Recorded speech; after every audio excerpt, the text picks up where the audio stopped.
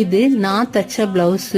இத வந்து 2 டைம் தான் போட்டிருக்கேன். இப்ப எப்படி பிரிஞ்சிருச்சு பாரு அப்படின்னு சொல்லி கொண்டு வந்து கொடுத்தாங்க.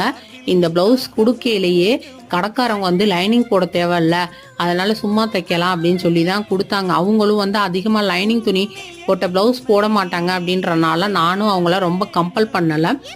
இப்ப வந்து பிரிஞ்சிருச்சு அப்படின்னு சொல்லல.